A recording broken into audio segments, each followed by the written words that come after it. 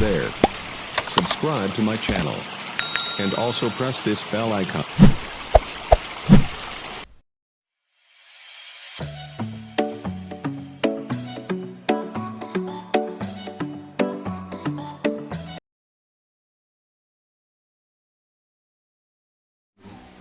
Ronald Montemayor. Yes.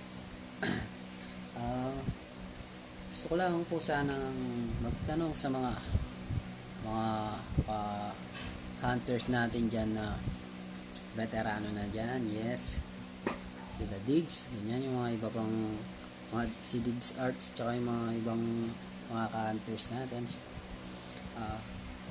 About po sa aking sa pagtitiksay, nakabili po ako ng aking airgun na halaga siyang 10k.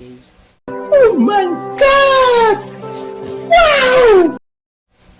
May kasama na po siyang tangke. Noon, takot pa po ako noon dahil ang pagkakaalam ko, pag dinideliver siya sa'yo, yung oxygen, wala siyang hangin. O kaya yung baril, wala. So, kasama ko pa naman yung anak ko. Kinasa ko yung baril ko. Kinaray ko, tapos kinalabit ko. Gunggong! Barinig kita sa mukha eh! Yan. Pumutok siya bigla. Siyempre, bigla din yung asawa ko tsaka ako. Kala ko kasi pag dinideliver siya sa'yo, wala siyang oxygen na nasa loob. Yan. So,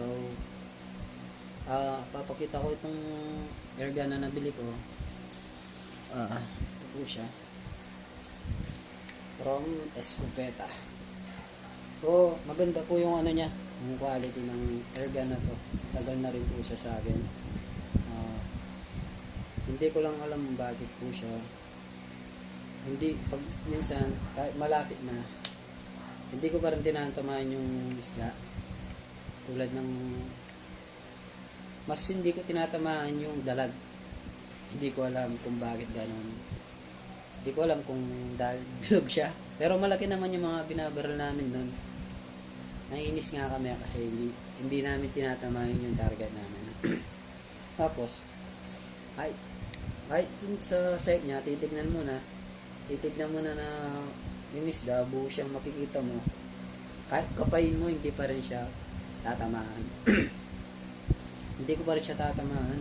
Kaya, hindi ko alam kung ano yung dahilan. Kaya sa mga veterans na mga hunters natin dyan, gusto ko sana magtanong kung bakit siya ganun. Nandito po ba sa barrel natin o dito sa mango natin? Kasi may ginamit akong airgun din dati, Amsco. Sobrang alam ko sobrang baba ng sibat ng bala ng teksay pag do sa pinapatamaan ko site. Yung ginawa ko, nilagyan ko lang siya ng konting patong po dito para sana tumaas siya, pero medyo nag-work naman ng konti, pero may baba pa rin siya. Siguro hindi ko rin alam kung bakit ganun yun. Hindi ko alam kung mahina siya sa bala ng tiksay o mahina talaga yung punch score na nabili ko na yun. Ito po, maganda po siya talaga totally.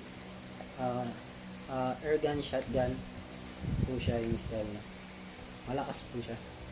Pag ginagamit ko nga po, may parang konting movement, may konting galaw na ganun pag ginagamit siya. Pero ninaano ko lang po, kahit malapit lang yung target ko, kahit sipatin mo siya ng maayos, hindi pa rin siya tatamaan. Lalo na pagdating ko sa dalag, nahihirapan ako. So yun mga hunters, mga kalabers, hingi po sana ako ng tip para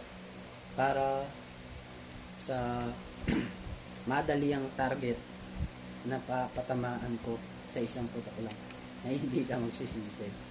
Pero alam ko naman sa mga iba, sumasablay din sila, pero Hindi naman yung katulad na sa akin kasi nakakapataputok ako. Dalag yung tinitira ko. Sisisi nga ako eh. Pag hindi ko siya tinamaan, nakakainis nun. At talagang malapit lang. Malapit ka lang sa target mo, hindi mo siya tatamaan. So yun mga kalabers, gusto ko po sanang magiging ng tip para dito sa aking hair dye kung paano siya makuha agad yung site. Okay po, maraming salamat po, thank you.